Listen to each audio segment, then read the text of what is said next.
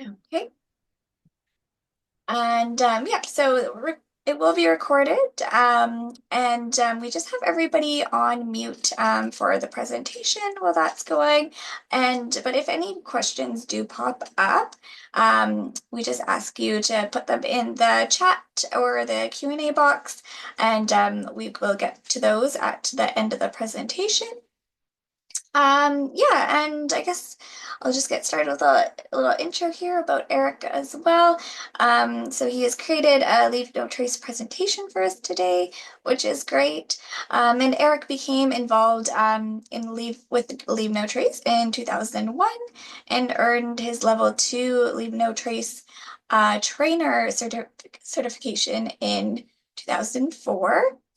And he became involved with the Leave No Trace Canada in 2023 and participated in drafting up a Leave No Trace equine training booklet as well in 2024. And just his background with Backcountry Horsemen of BC as well. He joined in '99 and was one of the founding members of the Northwest Backcountry Horsemen chapter. He's designed campgrounds and trails for BC rec sites and trails and is active with a local chapter for 25 years and on the provincial executive for Backcountry Horsemen for the last 3 years. So it's a little bit about Eric as well. And yeah, so we have a presentation just kind of recorded for you guys today. So we will get into that. And once that's done, we will get to any questions that come up as well. All right. Oh, I just see one chat here. Oh. Did you see that, Eric? Rose was saying she likes the best. It is great. All right, perfect. So I'm just going to share my screen here and we'll get started with that. Okay. Share that guy.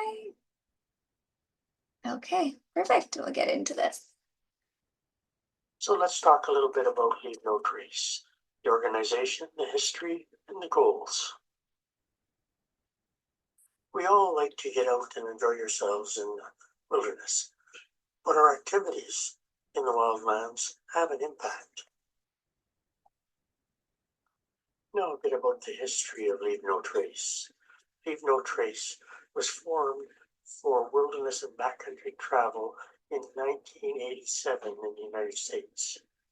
In 1994, Leave No Trace was incorporated as a nonprofit organization.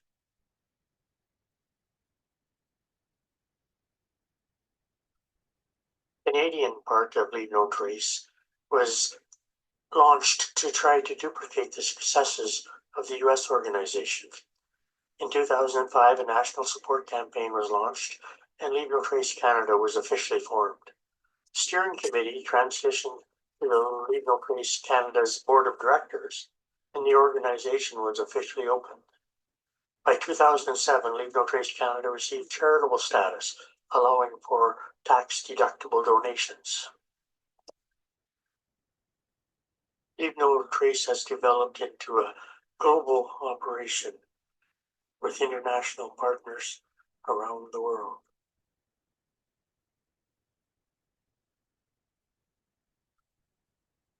Leave No Trace is one of the world's leading organizations devoted to teaching people how to protect the natural world from human use. Leave No Trace operates a wide range of training and educational opportunities to spread the principles to as many of the backcountry users as possible. One of the starter opportunities is a 45-minute online course available to everyone. Training is available for all levels of skills, from recreational to instructor level, for those who wish to advance their knowledge to the point that they could make a business of teaching Leave No Trace. When combined, these programs are designed to reach as many people as possible. People trained in the leave no trace principles are 5 times more likely to take actions that protect nature. Just to be clear, leave no trace is not a set of rules, but rather principles and guidelines that can lead a wildland user toward the desired result.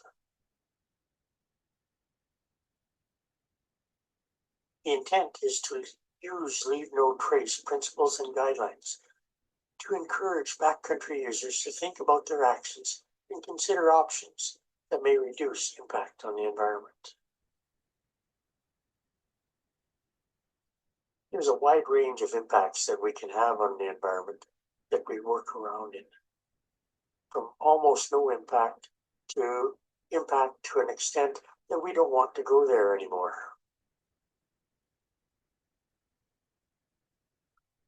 And now to the Leave No Trace 7 principles. They are: plan ahead and prepare, travel and camp on durable surfaces, dispose of waste properly, leave what you find, minimize campfire impacts, respect wildlife, and be considerate of other users. So why don't we just jump right into covering some of the details. First one is expectations. Goals and expectations of your trip. Things to consider are your group size. Is it appropriate or maybe too many? Do you have the right number of horses? That, of course, is determined by what you need to take with you. Determine the route length. Is it too long for the group, perhaps? What activities are you going to have on the trip? What are the abilities of your group members? Is everyone up to this, or is there going to be some difficulty involved with smoothing things out, keeping everyone keeping up? Another thing that is important to think about ahead of time is your communication, your ability to communicate with the outside world if something was to go wrong. Safety is a real priority. Being able to communicate in an emergency is vital. The people that come into the backcountry to find or rescue you will not be able to with your creeks. Cell phone coverage will reach you further into the backcountry in many areas. Check to see if your route is covered on the service. There are other ways of communicating: satellites, satellite radio. A little bit more expensive and less easy to use, but quite dependable when you're outside of cell range. Another thing to consider is the equipment you take with you. Select the equipment to allow you to minimize the amount of horses that you need to take into the backcountry. Taking lightweight gear such as compact stove, nylon tents, nylon sleeping gear can reduce the number of horses required to support your trip, and fewer horses cause less damage.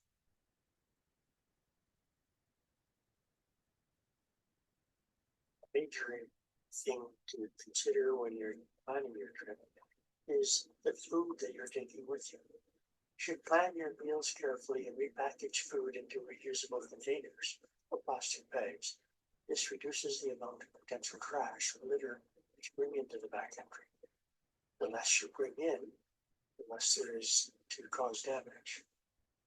Carefully planned rations also reduce the waste from leftovers and minimize the amount of extra food carried. Excessive snacks and treats are especially high in impact and low in value.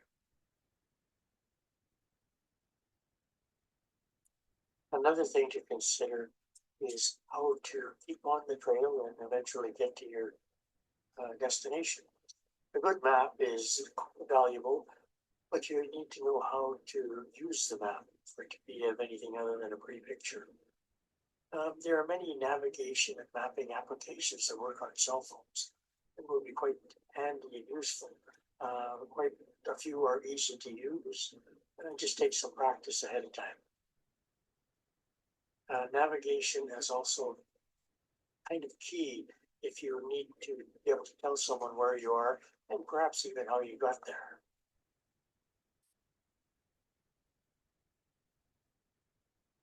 This is probably a good spot to think about the planning that deals with the horses.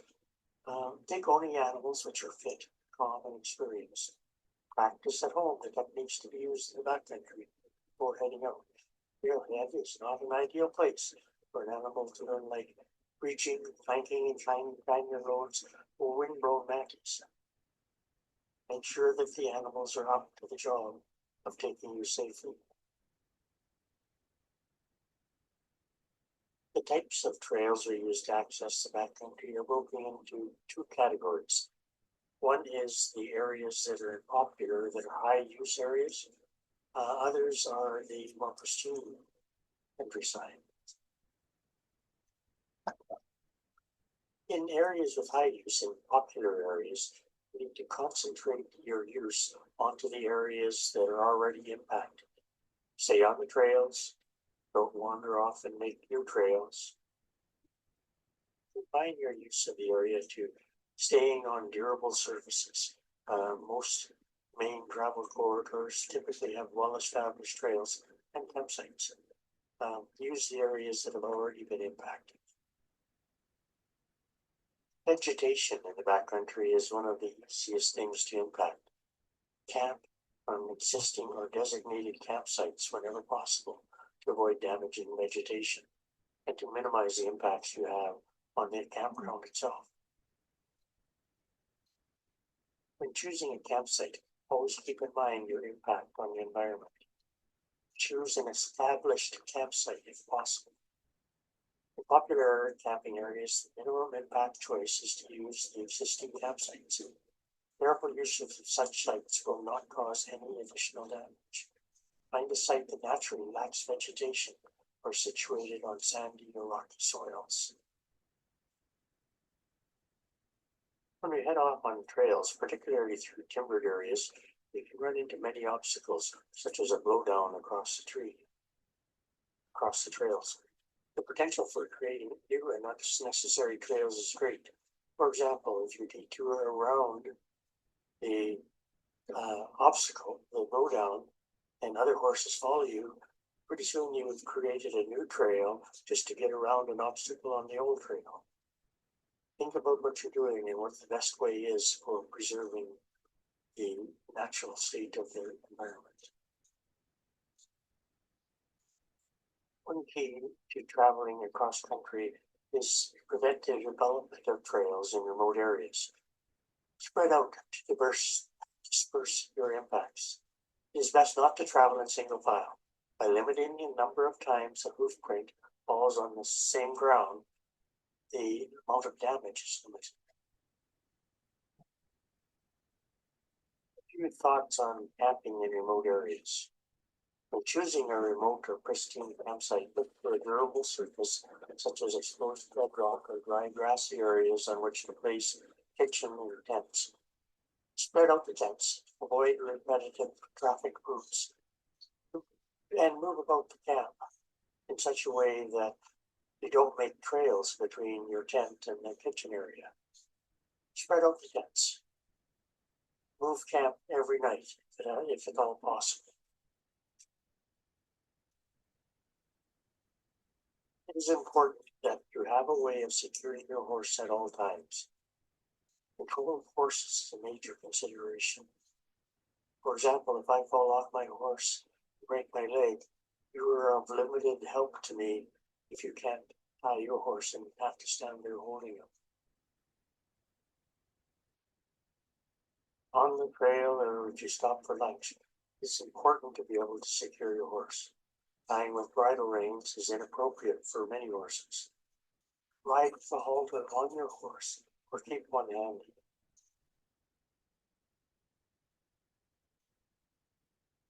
There are many methods of containing or controlling horses on the trail and in camp. No matter which method you use, make sure your horses are experienced. Generally, a method that allows more movement for the horse will have the least amount of impact. Some of the methods for securing a horse include tying to a high line, picket or tether, using a rope corral or electric fence, hobbles, or twin tying. So let's get into a little more detail on some of these methods. Tie to a tree or trailer at the trailhead. These are the most secure, but it concentrates the impact of the horse to one spot. Highlining is almost as secure, but allows some movement and thus causes a little less impact. A horse that's tied will often paw, and of course that digs holes and destroys vegetation.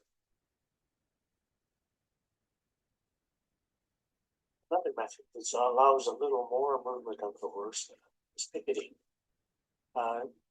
It also allows the horse to graze to a certain extent. A problem is that frequent moving of the picket area is required. A typical example is that a picket should be moved before 50% of the existing vegetation is consumed. Another one is a rope corral. Using ropes that you frequently have with you or those brought for the purpose, you can encircle an area. Most horses, if they have some experience, will respect the rope corral.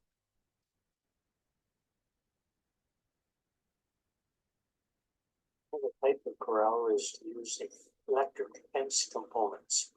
Often you can enclose a larger area.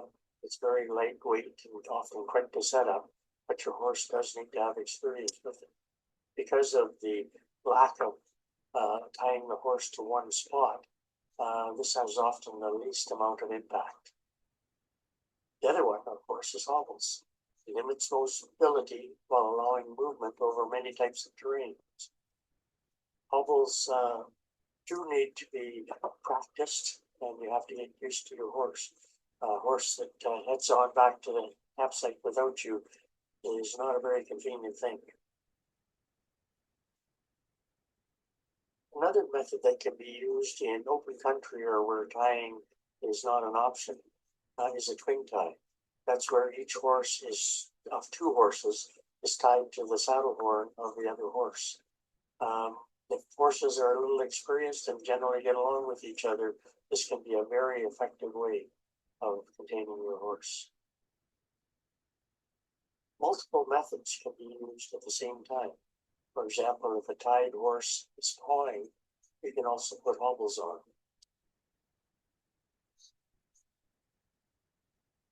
And this brings us into the methods of disposing of waste properly. Ideally, if you pack it in, you have this capacity to pack it back out. Put litter, even crumbs, peels, and cores in garbage bags and carry it home with you. Avoid attempting to burn trash in campfires. We've all come across campfires with bits of tin foil and half-burned food, even tin cans. The problem with that is that you would tend to build a new campfire rather than use the old littered one. Clean up after yourselves, pack stuff out. When it comes to disposal of human waste, of course, use bathrooms or outhouses when they're available. If they're not available, use the cat hole method of burying human waste in a small hole 6 inches deep and 60 meters from water. Keep water clean. Do not put soap or food or any other trash in lakes or streams. Moving on to the next principle, which is leave what you find. Treat living plants with respect. Do not damage anything that you can avoid. Foraging for small quantities of wild food items is allowed in many places, but be sure to leave some for the critters. Leave plants, rocks, antlers, historical items as you find them so others can enjoy them. They are part of the environment and have a place. Photographs will allow you to share interesting things you find while leaving them undisturbed. Photographs also take a lot less capacity in your pack horse. Campfires have the capacity to have the most impact in any recreational area. If you want to have a campfire, be sure it's been permitted. There's no fire bans. Be sure it's safe to build a fire. Use only existing fire rings if they exist, and keep your fire as small as you can.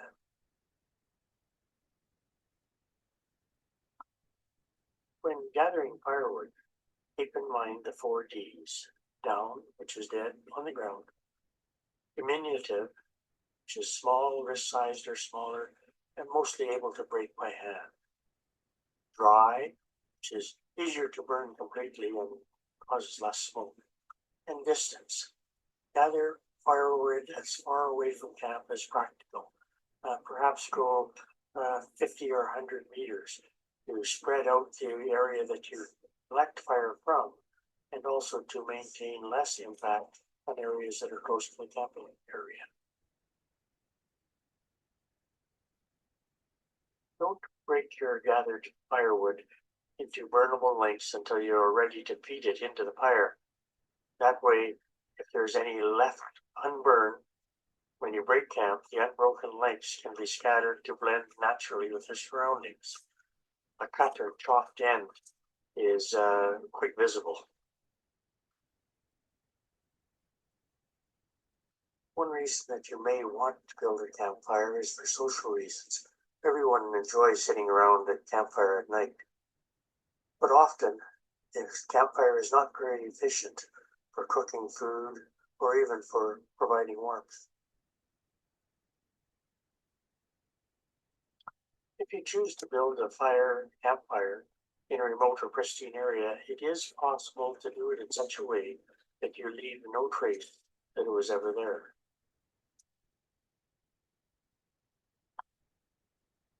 One method of building a very low impact fire is a mound fire. Place a barrier on the ground, then place mineral soil on the barrier to a depth of 10 centimeters or perhaps 4 inches. Then you build a small fire on top of the mineral soil. This mineral soil needs to be set 10 centimeters deep in order to insulate the heat of the fire from the grass underneath your barrier. Be sure that when you're finished, you replace everything where it came from. As an alternative to the normal campfire, you may consider a fire pan system. A fire pan is usually just a metal container that either has legs or can be set on rocks to raise it off the ground and prevent the scorching of the ground itself. Even a garbage can lid turned upside down and set on rocks makes an excellent fire pan.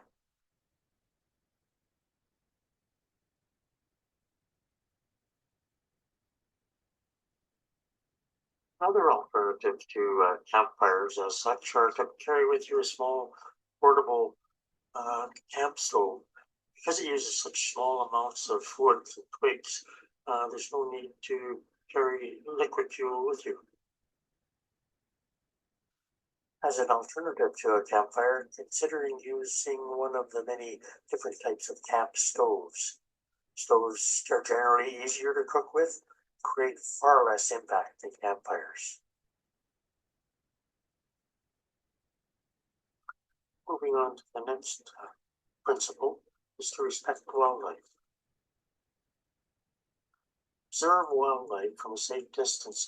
Stay as far away as you can. Never approach or feed or follow wild animals. If you're unsure how close you should be, you are probably too close. Remember that it is always illegal for pets to harass wildlife. Keep your dog under control at all times. Another way to ensure that you protect wildlife is to store your food and your trash securely. In high-use campsites, bear-proof storage units may be available.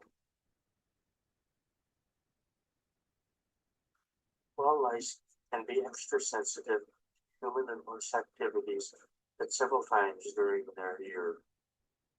These times may include activities such as pursuing or defending your mates or their territories through the birthing season, or guarding young or nests when food is scarce. If possible, choose a campsite that does not block access of the animals to a water source. Human food is not only unhealthy for wildlife, but allowing them access to it starts from pretty bad habits. Animals accustomed to human food are a danger to themselves and to you.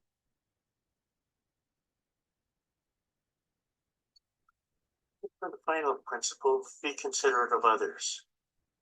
When you meet others on the trail or in the backcountry, remember that they need to enjoy their experience also.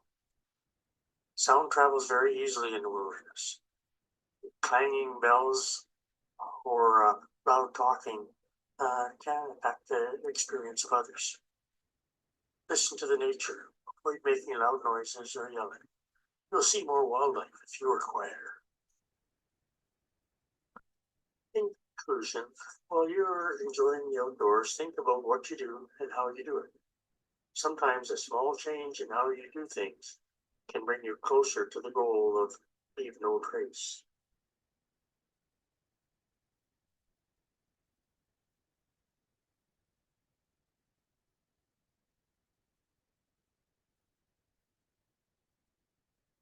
But all right. Great. Okay. Thanks so much for that, Eric. That was an awesome presentation. Um, so yeah, I think we're stop sharing my screen. And yeah, if anybody has any questions, I did see Rose put a question in there when the presentation was going, and I think you had a slide, but I don't know if you want to maybe clarify a little bit or talk a little bit about this, Eric. Rose was just asking, can you explain the twin tie, please? Oh, and she did say, thanks, Eric. Got it. So, oh, you're on mute, Eric. There you go. Perhaps I should clarify a little bit too. It's something that's out of fashion, particularly in more mountainous or wooded areas. Came from my time when I was still a teenager, when I was actually working in Alberta on some of the prairie um, uh, community pasture situation, where there wouldn't be anything to tie a horse to. So if you wanted to stop to treat an animal or have lunch, there was really nothing you could do with the horse except tie each horse to the other saddle horn. So if any horse moves, they just turn themselves around. After the first time that's happened, they just stand there. It's one of the quietest ways of tying a horse up. Is they're quite peaceful with it, perhaps because of the proximity to the other horses. Anyway, it's an old style, old type of Yeah, technique. no, that is very interesting. It's actually the first time I've heard about twin tying, so I thought that was very interesting too. So yeah, thank you for that. Um, all right. And if anybody else has questions that they think of, definitely put it in the chat or if you want to unmute yourself even to ask. A question that I did have, Eric, was just in your bio, actually, you said you had drafted an equine training booklet. Do you know any chance on like final copy of that or when that might be released? Actually, it's all in the works right now. Okay. It's going to be published by Amazon Publishing and available online through several systems that way. Um, and that's going to be the easiest way to do it. Right now, it's available as a digital copy on the Leave No Trace website, I think. Okay, so there is a digital copy available currently. And if not, contact me and I'll send one. Okay, okay, that's great. Yeah, I'm sure everybody who's on this webinar would be interested in probably looking at that, and I would as well. So that's good to know. I think we had another question. Can we consider that we have attended the first session of an LNT accreditation by attending this? Is this kind of what you get with that, or? Um, According to the rules of Leave No Trace Canada, a basic orientation of Leave No Trace is from 2 to 6 hours in length. Because of the extra complexity of the horse, adding the horse to all the rest, you don't quite have the first level, but at least you're in a position to know what kind of additional training you like.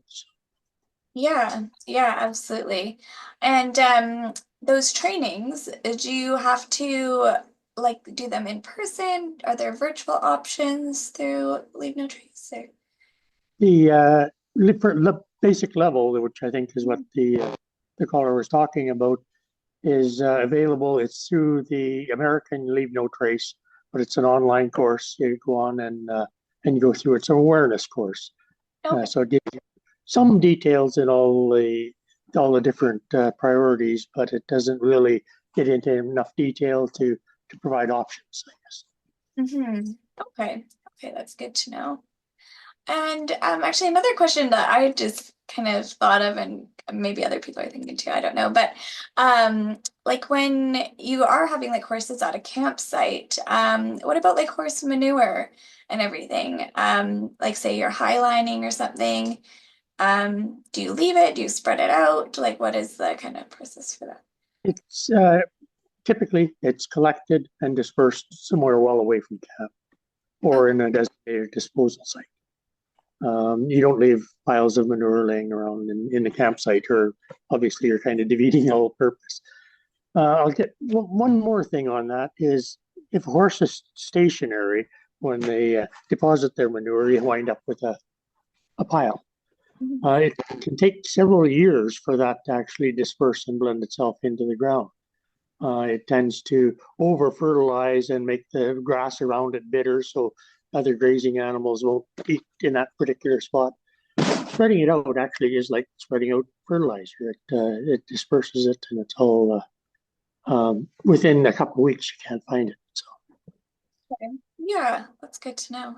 And if you're, say, packing in, well, I guess if you're at like just a regular campsite, and you're bringing hay for your horse, what about hay on the ground and stuff? Clean that up as well? always try to clean up everything that you're responsible for, and everything that anybody else is, for that matter. Keep everything as clean as you can.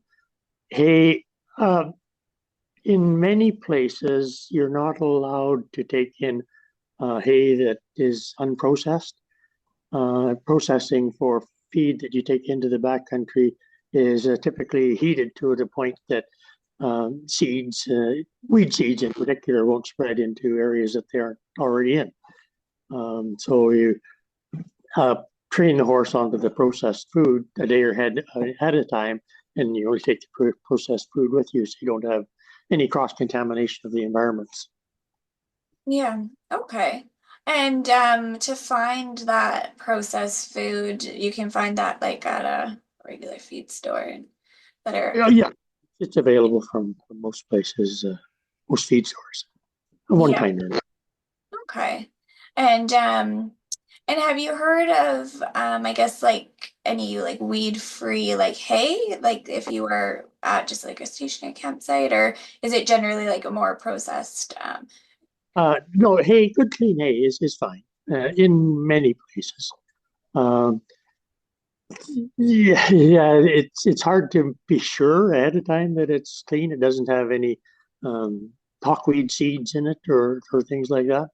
You do the best you can, and you make the choices that are most likely to have very little impact. So, like I Mhm. say, there aren't hard and fast rules, except where there are regulations that prevent.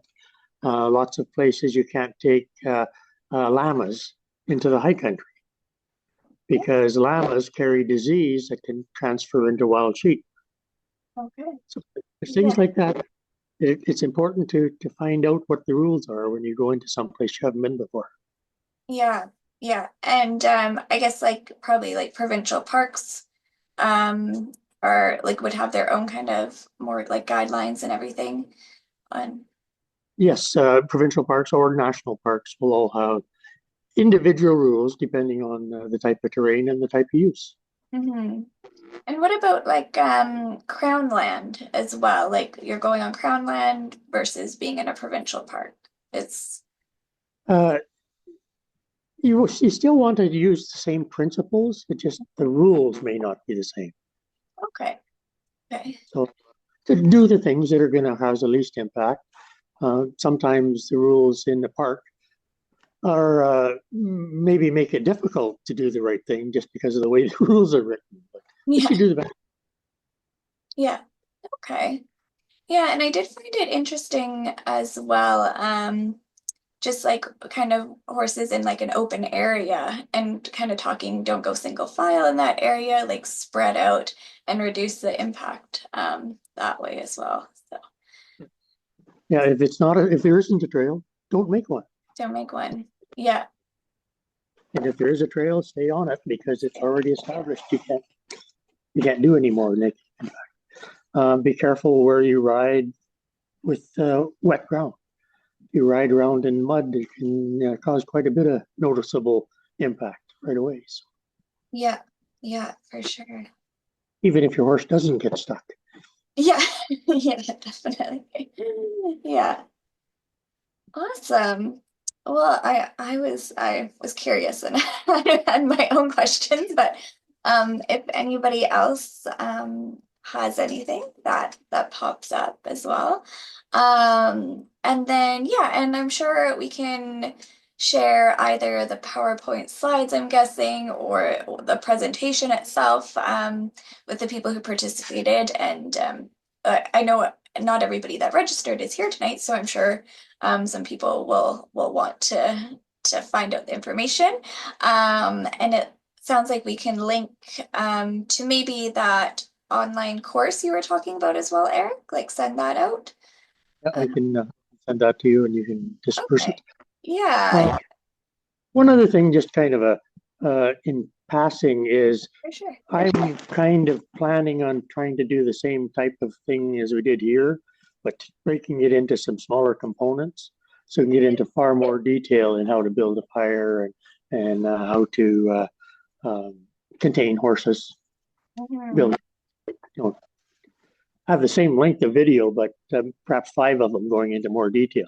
And that would actually give you enough time and information to be accredited as a having attended the awareness workshop. Yeah, yeah, that's perfect. Yeah, because I feel like definitely like when you were talking about like yeah, the containment and stuff for horses, like it was great to have it in kind of bullet points, but I'm like, there's way more to that you could say about all these points and everything. So yeah, that would be fantastic. If there's some more videos and everything. Um yeah. All of this stuff is sponsored by the Backcountry Horsemen of BC. So Yes. anyone sign up. Awesome. Yeah, you guys do such amazing work. Really appreciate all the stuff you do for trails and just the rec sites and all the hours and hours of volunteer work. I see what goes into it for sure. Um, yeah, well, yeah, other than I guess yeah, sending all that stuff out to people kind of after the webinar. I think that pretty much covers it, unless anybody else has anything to add, but I don't. I'm just gonna check one more spot just to make sure. Yeah, no, I don't see anything else coming through at the moment. So yeah, thanks so much again, Eric, for putting this together for us and spending the time. Oh, somebody, yes, just, oh, yep, thank you. Thanks a lot, from some of the attendees. So that's great. All right, well, thanks so much again. And yeah, have a good night, everybody. Thank you. Okay, take care. Bye.